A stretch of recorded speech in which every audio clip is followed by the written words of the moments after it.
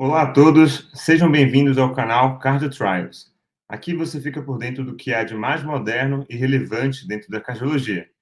Antes de começar esse vídeo, peço só que se inscreva no canal e ative a notificação no sininho para que você ajude a crescer o canal e seja informado quando a gente for lançar um vídeo novo. Olá a todos, meu nome é Thiago Schudeler e hoje vamos falar de um tema bastante interessante, que é a busca pela padronização da medicina. E aqui eu faço um paralelo com um mito grego chamado a Cama de Procusto. Então, só para quem não se lembra, né, falando um pouquinho sobre o mito, Procusto foi um bandido que assaltava viajantes e os obrigava a se deitar em seu leito de ferro. E ele tinha especificamente dois tipos de cama, né? Um para pessoas menores e outro para pessoas maiores. De tal forma que, caso a vítima fosse maior, Procusto amputava o excesso dos membros ou mesmo da cabeça para fazer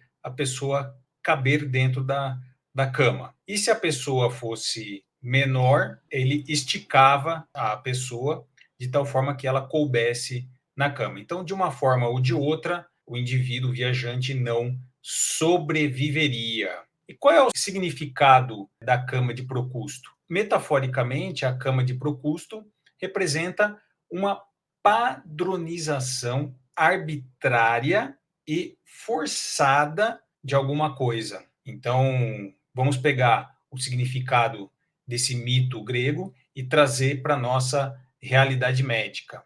Vamos pensar na medicina como ciência. A medicina pode ser propriamente concebida como uma ciência se avaliarmos, pensarmos nela do ponto de vista teórico. Mas se a gente considerar a medicina do ponto de vista prático, das ações, ela se torna mais propriamente uma arte do que necessariamente uma ciência. Na verdade, todos os processos científicos, eles compartilham duas características fundamentais, que é a mensurabilidade e a reprodutibilidade, né? A medicina, certamente, ela é caracterizada pela sua mensurabilidade. No entanto, frequentemente, ela é muito fraca em termos de reprodutibilidade, né? Devido ao quê? As características individuais de cada paciente. E isso torna cada ser humano único, e isso ocorre mesmo em gêmeos idênticos, né? Então, a gente vem observando nos últimos anos, especialmente nas últimas décadas, né, que vem se tornando cada vez mais comum os médicos modernos classificarem, rotularem e tratarem os seus pacientes de uma forma simplista, generalizada, colocando o seu paciente num protocolo, dentro de uma diretriz, dentro de um estudo científico, como se todos os pacientes fossem iguais. Como resultado, então, a gente tem que esses pacientes serão assimilados em caminhos estruturados. E o que seriam esses caminhos estruturados? Os protocolos. E esses caminhos estruturados continuarão fazendo com que os pacientes sejam seguidos dessa forma. E isso nos faz lembrar muito da cama de Procusto, né? A necessidade de padronizar e de colocar o paciente, todos os pacientes da mesma forma, num determinado protocolo. Então, esse pecado de Procusto, infelizmente, atinge, se não todos, a grande maioria dos médicos, principalmente os mais jovens, graças, muitas vezes, à formação médica inadequada, às suas incertezas, às suas inseguranças, levando esses médicos a abraçarem estritamente uma medicina defensiva, protocolada, padronizada, que é um dos males da medicina atual. Então, essa busca por protocolos nos quais a gente deve confiar e seguir nos força a fazer com que os nossos pacientes caibam na chamada cama de Procusto. E aí a gente vai ter que cortar ou alongar conforme necessário. A gente deve ter também em mente que essa abordagem de Procusto leva, na definição, o que seria o melhor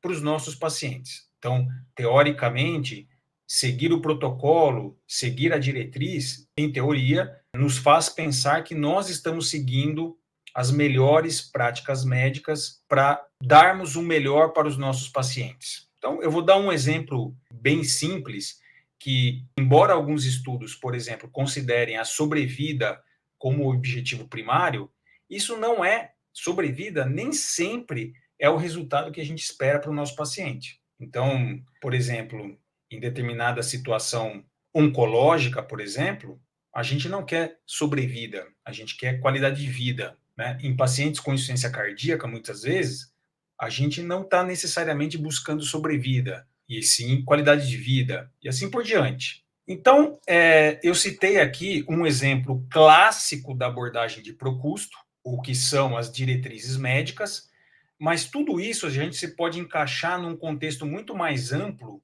que é a medicina baseada em evidência. Aqui eu trouxe um exemplo clássico de uma abordagem de Procusto, de uma padronização da medicina, que é a clássica pirâmide de evidências da medicina baseada em evidências, onde a meta-análise seria o epítome da medicina baseada em evidências. As diretrizes são isso, buscam isso, na verdade, né?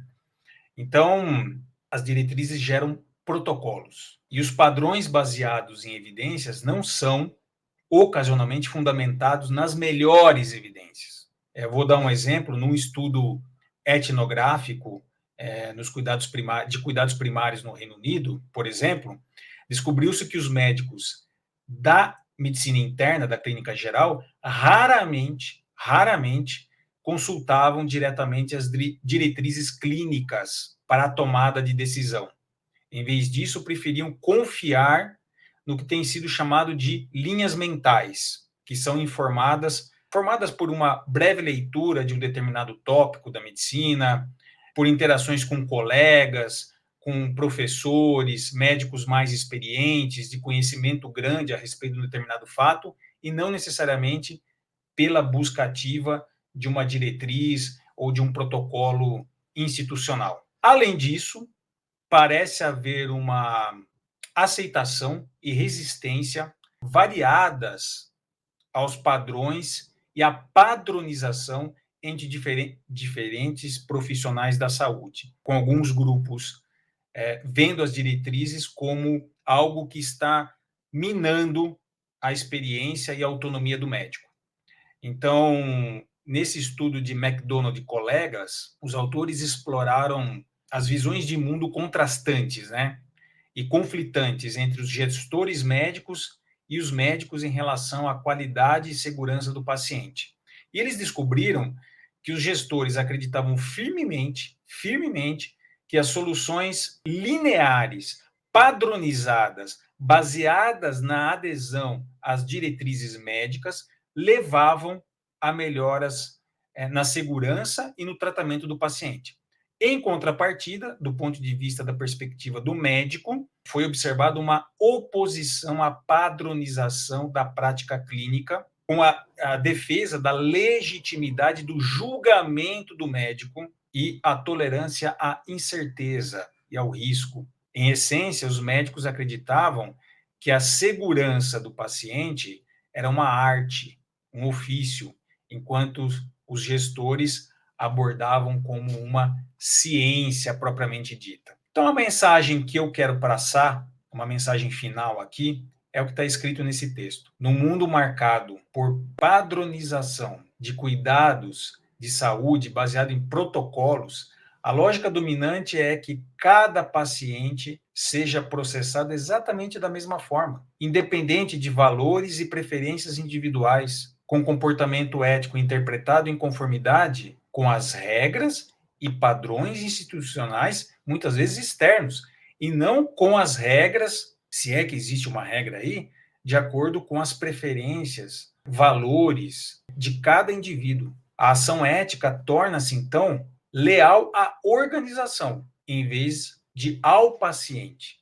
E ser moral torna-se processual. Então, eu tenho que seguir aquele processo, aquela norma, aquela diretriz. Então, eu gostaria que todos pensassem muito bem sobre isso e entender que a medicina é sim uma ciência, mas é, antes de tudo, uma arte. E que os tratamentos, muitas vezes, eles não são aplicados a todos de forma uniforme, igual, e que a individualização deve ser pensada com muito carinho.